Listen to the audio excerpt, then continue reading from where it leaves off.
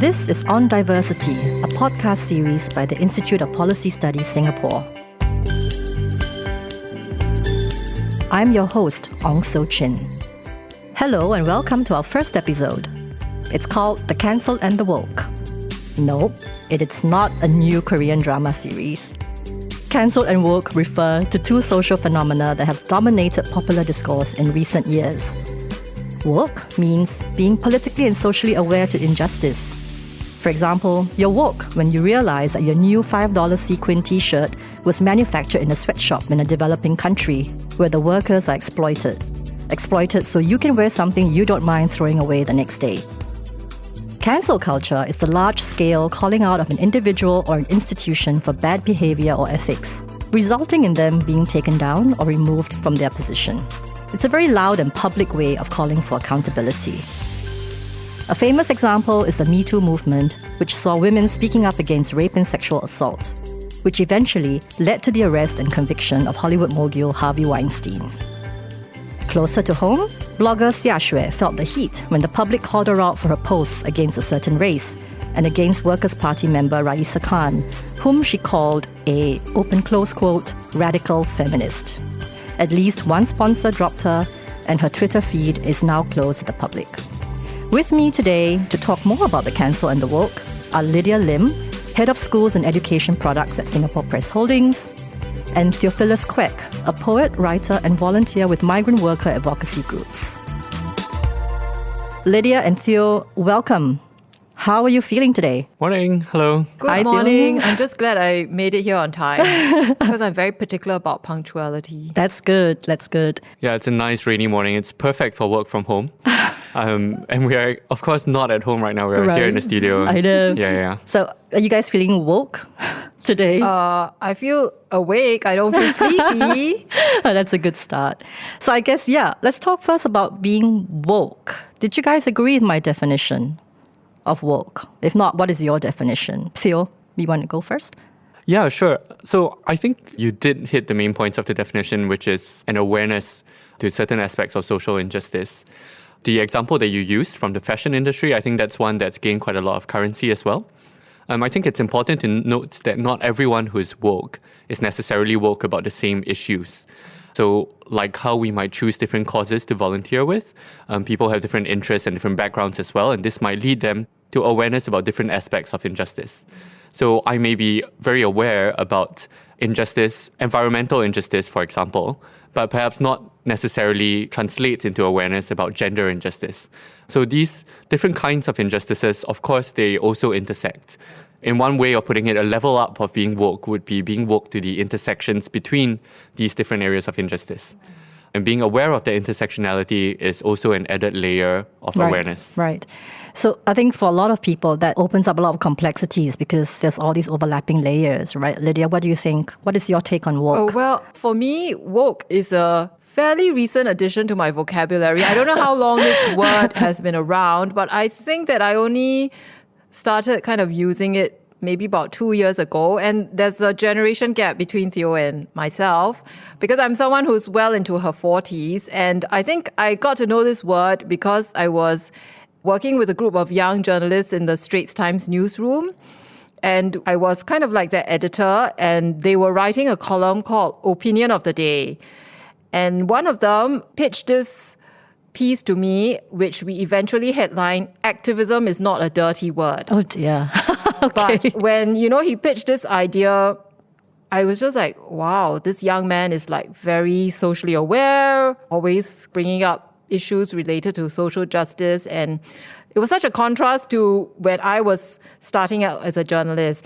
And I realized that people referred to him as woke. So then I started using the word myself because then the young journalist educated me on, what is this woke culture about? And I started paying more attention to how some of them were a lot more socially aware than maybe other people. I do remember that piece when it came out, actually, and I think he and other young journalists have really brought a really refreshing sense of that awareness to the newsroom.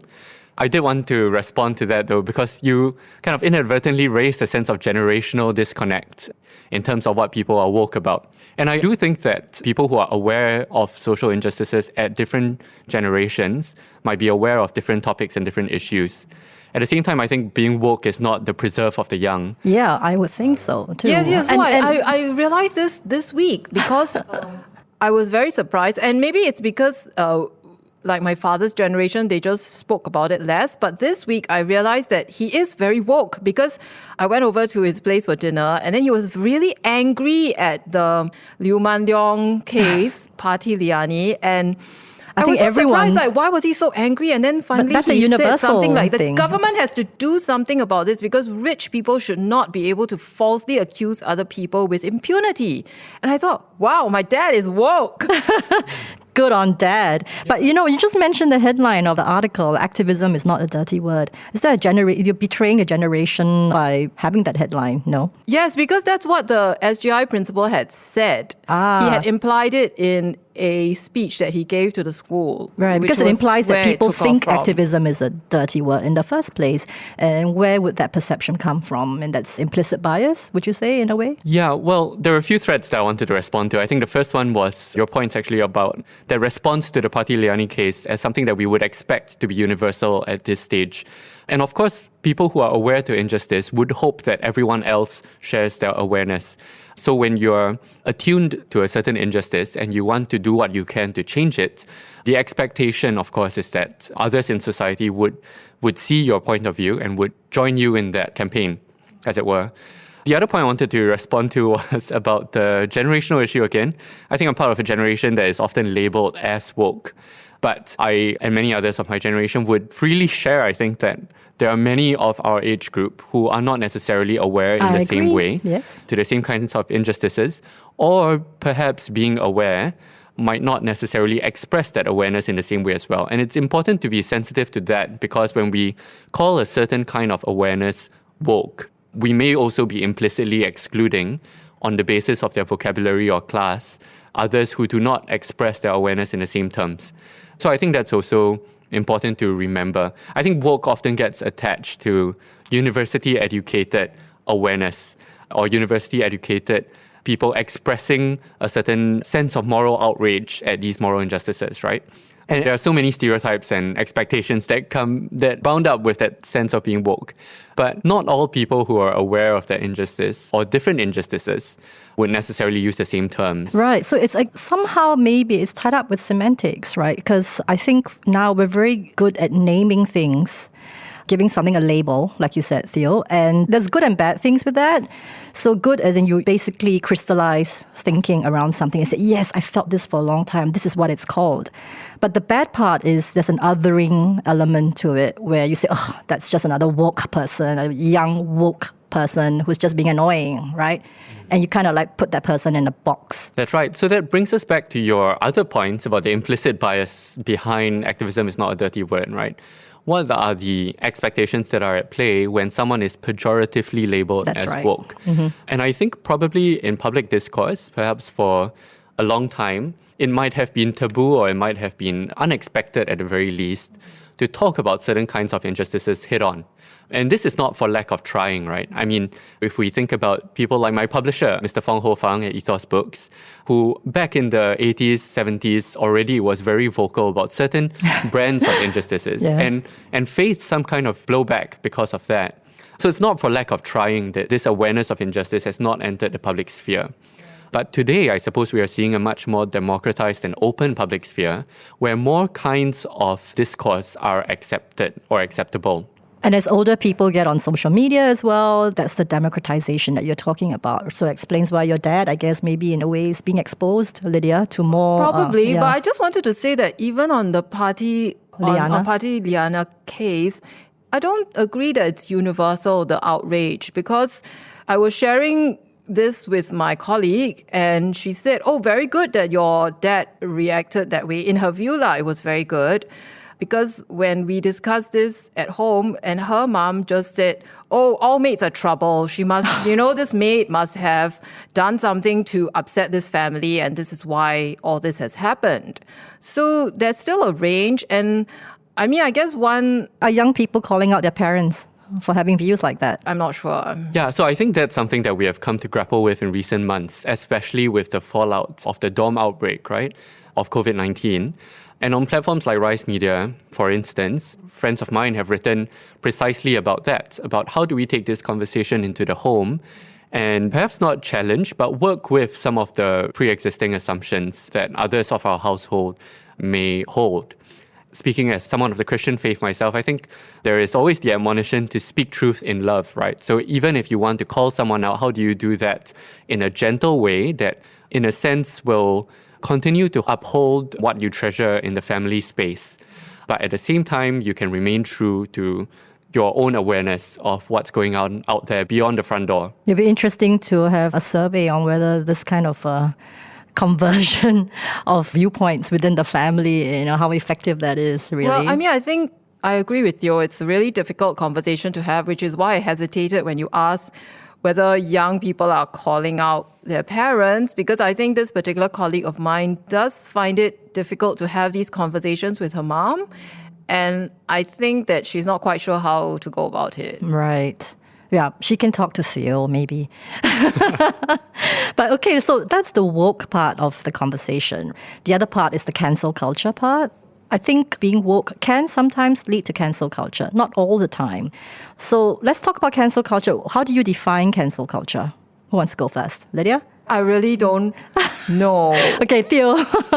So I suppose leading on from our discussion of what it means to be woke, one of the kinds of injustices we might be aware of is an imbalance in public discourse, right? Ideally, we would have an open marketplace of ideas in the public sphere. But of course, in most societies, that's not what we have, right? There are some people who, by virtue of their position or by virtue of their jobs, hold particular bully pulpits, or what we might call positions of influence in the public sphere. And the act of cancelling refers to, I suppose, when someone who is aware of an injustice and aware of how someone in this position of power might be amplifying that sense of injustice would call out that person in a position of influence. And It's mainly used in a pejorative way, right? yes. And this act of calling out, of course, might have, for the person in power, some negative consequences, right? They might, as you mentioned earlier, lose sponsorships, or they might lose their positions.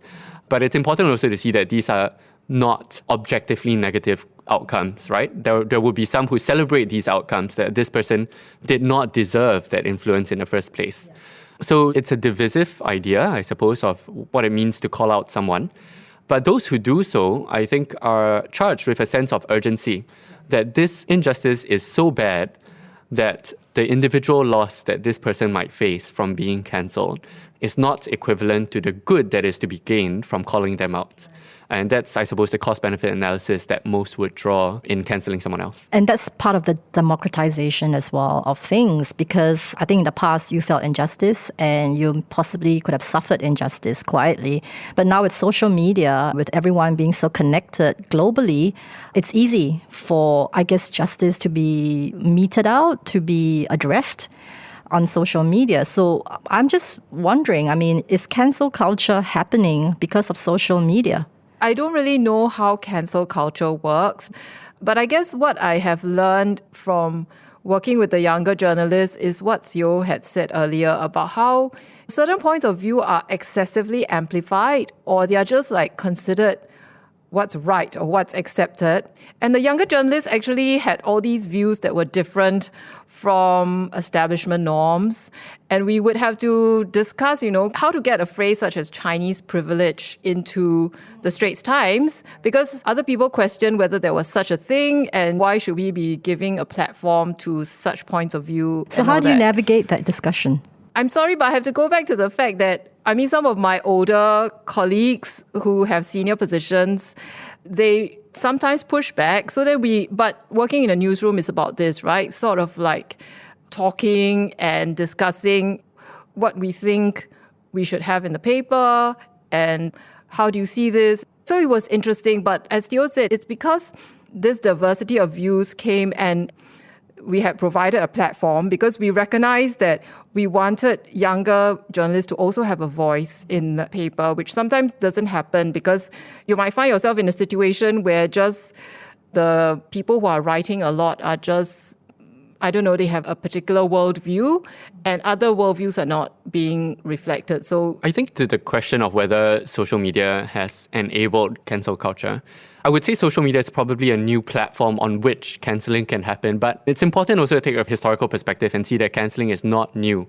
If we think about the iconoclasm of the religious wars of the 15th and 16th century, for example, defacing a sculpture or tearing down a painting, that is also cancelling, right? That is an act of protest against a voice or a position that has been institutionalized as being in power. Well, some people will call that anarchy, right? Sure. We're tearing down a building, so it's which word you use. But sometimes this anarchy is celebrated, right? At the end of the Cold War, you tear down Stalinist statues, for instance, and that is something that today would see as an act of freedom fighters, right? People who are standing for the ideals that were repressed for so long. Even today, regardless of whether someone's being cancelled on Twitter or a statue is being taken down at an old university, I think the resonances are still there. And the baseline premise is that you want to take down a position that has been enshrined or institutionalized for too long. What has changed, though, is I think the right to cancel. If you take the Cold War example once again, when the Soviet governments were still in power, Soviet-supported governments were still in power, of course, if you tried to take down a statue, bad things would happen to you and your family and everyone who had ever spoken to you, right? Gulag, yeah. That's right. But after the fall of the Berlin Wall, the right to cancel had been democratized, right? The man on the street can do that. And I think we are seeing the same thing as well here in Singaporean public discourse, right?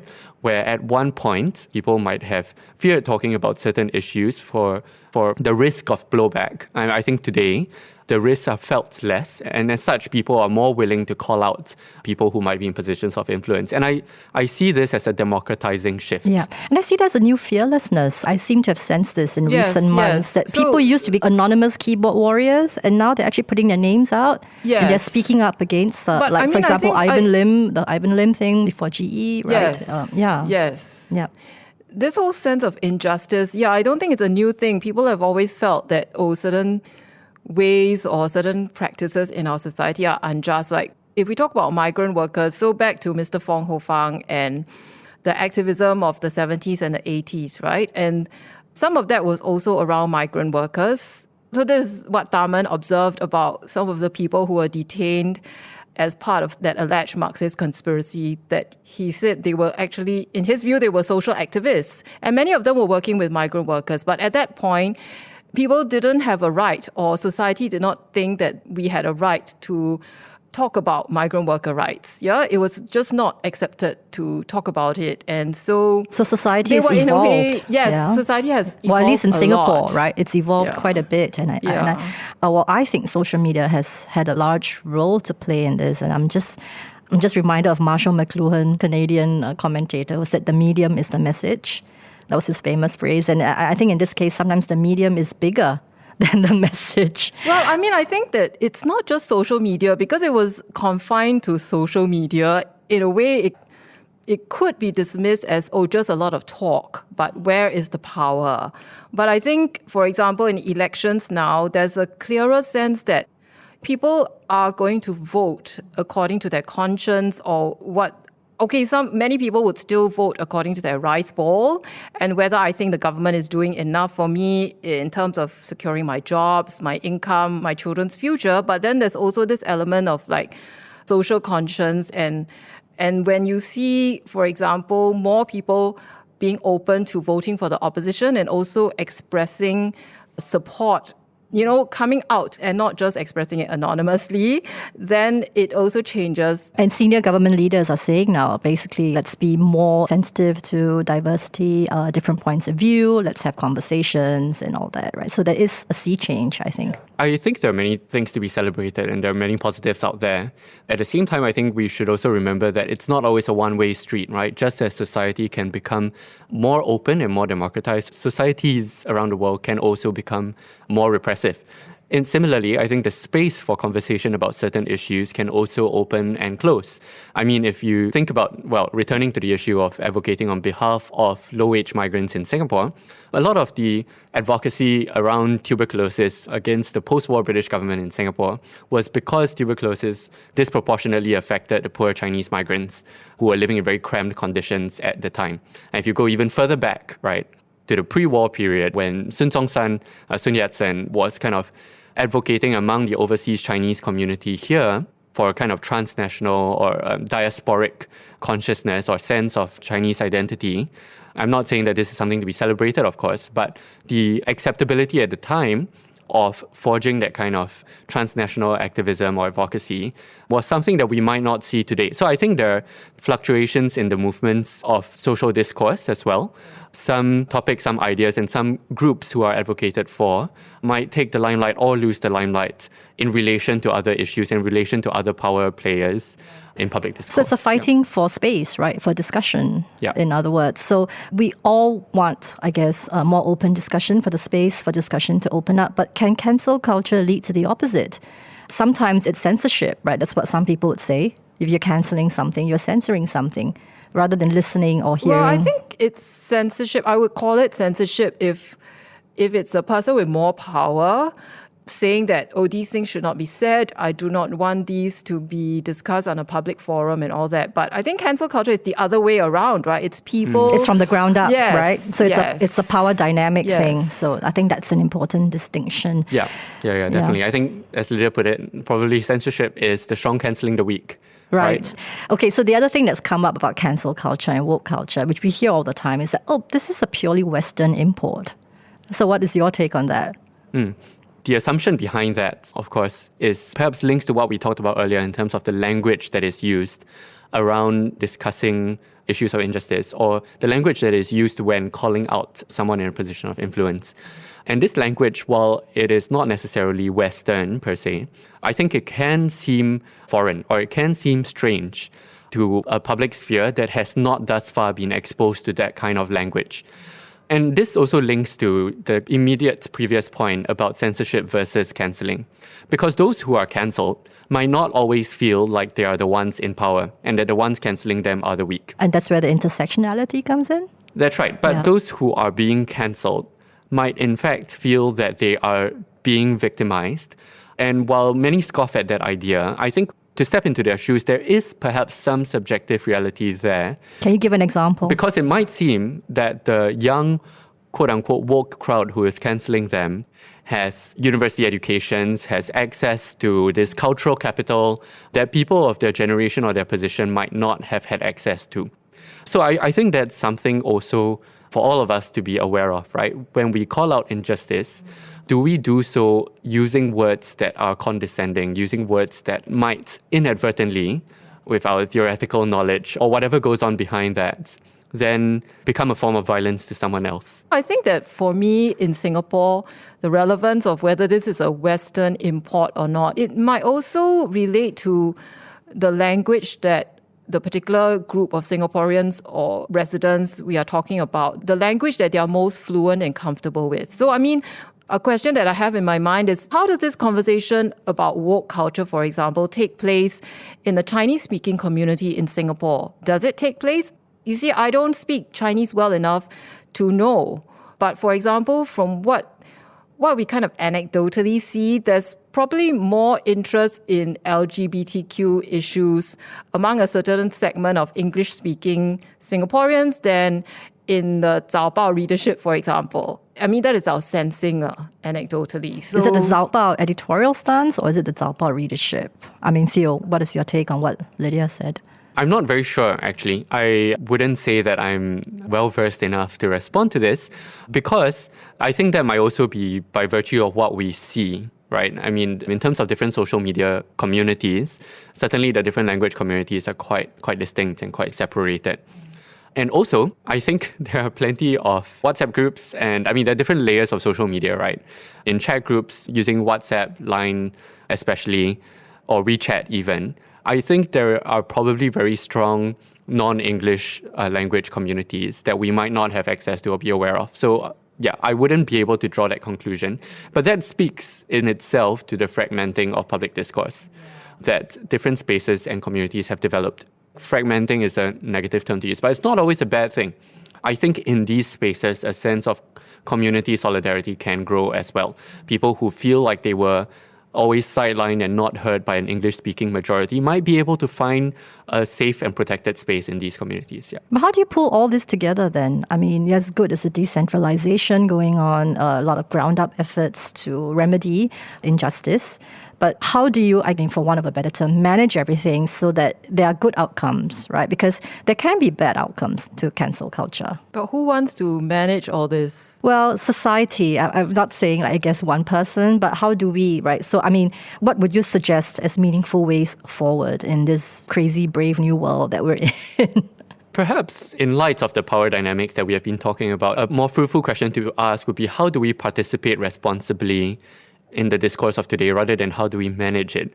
Because I think the idea of managing it sets ourselves up to be cancelled by someone else.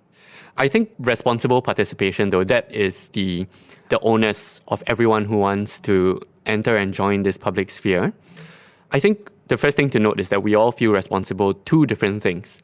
Some of us feel responsible to our sense of family and belonging and to nation, for instance, and we may speak up in defense of that. So if a certain strand of discourse seems to be threatening, for example, the integrity of the national community, we might react very strongly to that.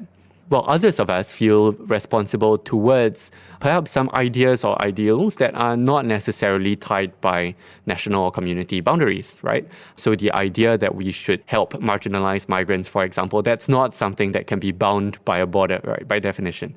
And if you feel responsible to that idea of justice, then you will react strongly against those who seem to hold an opposite viewpoint. So I think what then should bind us, not necessarily being responsible to the same things. We don't all have to champion the same causes or like the same things. But perhaps a shared code or a shared sense of what is acceptable or unacceptable to say to someone else or to do in the public sphere. How do we arrive at this code? Yeah, so I want to use Bertha's Facebook page as an example. And Bertha on her Facebook page, for instance, right, calls herself Mistress of the Wall, the one who wields the axe, right? And she polices her wall, not in the same way as, for example, a repressive government might police films or books that are banned, but she polices her wall on the basis of civility. Right? So I think on her wall, she welcomes a wide and diverse range of viewpoints, but she will axe you if you use the F word. And perhaps that is the kind of policing or the kind of soft management that we should aim towards, a kind of response that is based on a code of conduct or a sense of civility rather than a response based on what you're saying and what is not accepted. Yes. I mean, I think actually this ties in very nicely with some work that IPS has been doing, and which, I mean, Gillian asked me to take part in because I was very supportive and intrigued also by the work that they were doing.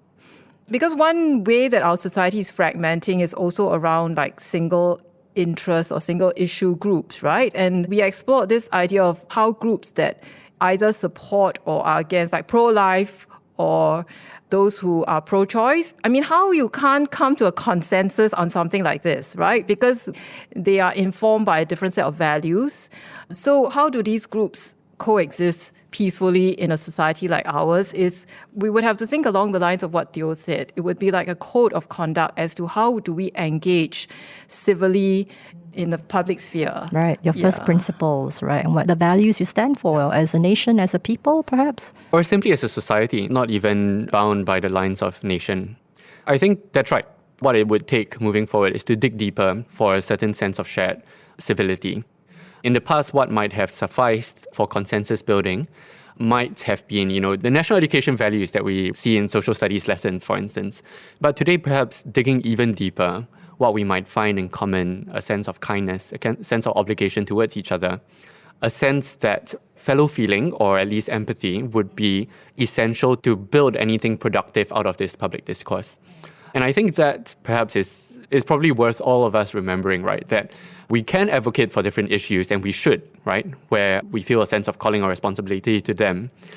But to build something lasting and productive out of that conversation, right? What then will that require? Because that requires something more than what it requires to speak up about it. The doing does require an added layer, right? And some push and pull there, right? Of collaboration, of compromise, of aiming towards a landing zone that might not be defined yet. Yeah, this is fantastic. So I would say, I think this has been a fantastic discussion. I just want to throw a slight curveball to the both of you right now, just to tell me 3 things that we should do now going forward after we've had this spirited discussion of how to make Singapore a better society and more diverse and take woke to a better place. I don't have 3, I only have 1. Okay, so what sprang to mind as we were having this discussion is following up on what Theo had said right at the start, which is that all of us are probably woke about different issues. It just reminded me of how, I can be quite dismissive. So I am interested in migrant worker rights, for example, but I can be quite dismissive of some of my colleagues who are, go on and on about environment and why does the death of one beaver or otter, have to be a news story in the Straits Times. I have to learn personally to be more respectful of the issues that they are advocating for and how they choose to advocate. And so this goes back to the norms of civility and how we engage. And especially if the journalist in question is junior to me, then all that power dynamic also comes into play. Right. That's great awareness. Theo? I think the first thing, and speaking as a writer, of course, speaking with a journalist, would be to read widely and read voraciously and read people whom you disagree with and who disagree with you. Well, when I was in national service, and perhaps something that many listeners might identify with, we spent a lot of time on Hardware Zone and Reddit, right? And Hardware Zone and Reddit are perhaps the epitome of non-restricted public conversation, right? And you really do see all types. And that's important. It's important to expose ourselves to spaces where there will be opinions that are different from ours, that we might, in a different setting, perhaps be too dismissive of or be too exclusionary of. Yeah, so I think that's the first thing, which is important. But don't just read Reddit, right? If that's all you read, that would be a problem as well. Read news, responsible reporting, read literature, which attunes our senses to different issues, and of course, read about what's going on beyond our borders. So I think that's the first thing. I think the second thing that we can do collectively, while Lydia was saying her one thing earlier, I had a bit more time, so I thought of 3 things. I think the second thing that we can do collectively is to celebrate those who do participate responsibly in our public sphere, right? There are some thought leaders, whether they're NGO leaders or perhaps business leaders, etc., who do champion open, responsible discourse and who do champion their own causes, perhaps, in very productive, respectful, and progressive ways. Someone whom I'm thinking of, for example, is Corina, who is Executive Director of AWARE. And if you have ever been in a conversation with Corina, you will know that she is on fire for her cause. Yeah, I know Corina well. She's a great person. Yes, exactly. But at the same time, you will feel so uplifted and so encouraged by that conversation with her. And it's people like her, I think, who add so much to our public discourse by participating so wisely and responsibly in it. One thing about Corina, I worked very closely with Corina as well. I'm a member of AWARE and used to be on the board. So Corina is very strong and passionate about the cause, but she's never mean. She's never violent in her discourse. She's always very accommodating and open to hearing different views and appearing on different platforms, which I really admire. And I think I agree with you, Theo. I think that's a model of discourse that we can encourage and should encourage and try and model for ourselves as well going forward. Yeah. So some initiatives to celebrate such responsible participation. If we think about the SOAP Awards recently, Stories of a Pandemic, right? Celebrating responsible reporting during the COVID-19 period. I think that's important. The third and last point, and as a history student, I will return to this, is to remember how far we have come, I think. A sense of historical perspective. What things were unsayable 20 years ago and are sayable now. But also in what senses public discourse might be shrinking as well in other areas. And to hold on to a sense of not letting that shrink further. Yeah, so a sense of a historical perspective where the conversation we're having now is not taken out of context, but is really just part of a much longer contest of public space. Yeah. Yes, fantastic. And I think, we've covered quite a lot in this half an hour. I think that's an amazing discussion we've had. Thank you, Lydia and Theo, for taking the time to be with us in the studio today. I certainly enjoyed our discussion. There was certainly a lot of food for thought. And thank you everyone for listening. See you again next time on another episode of On Diversity. On Diversity is a podcast inspired by the Institute of Policy Studies Managing Diversity's research program. We're available wherever you get your podcasts. Swipe on the cover art to see the show notes for more info on this episode, or visit us on our website, ipscommons.sg. Do subscribe to be notified when we have a new episode, and if you like what you heard, tell a friend or give us a 5-star review. It really helps other people find us. I'm your host, Ong So Chin, reminding you to always keep your body healthy and your mind open. Goodbye.